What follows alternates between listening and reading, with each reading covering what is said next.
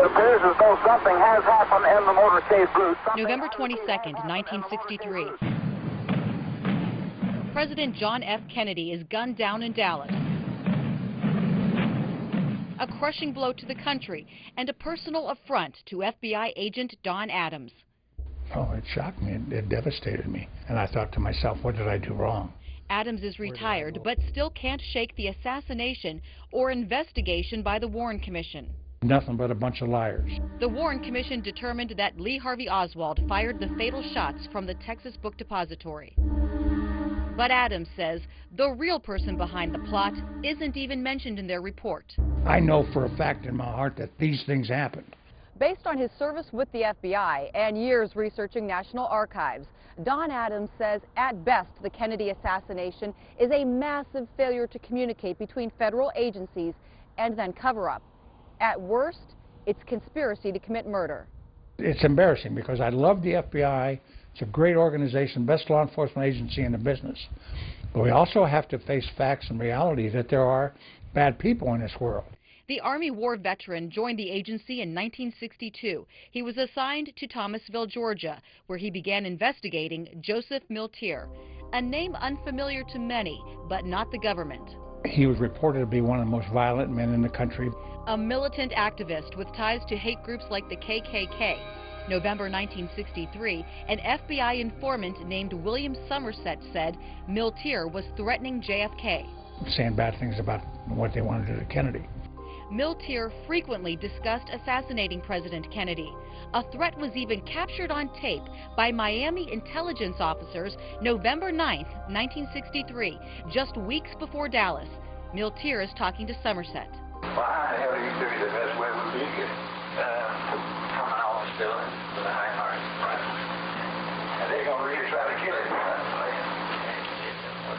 He describes smuggling a gun into the building. All those guns come out now, you take the Lord.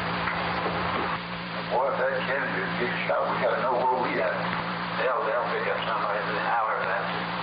So I just throw the public off. I should have stopped the president from traveling instantly. It didn't, and November 22nd, Miltier is photographed near the motorcade moments before the assassination. They messed up, and all the other agencies messed up. Is there any way Lee Harvey Oswald could have killed John F. Kennedy? No.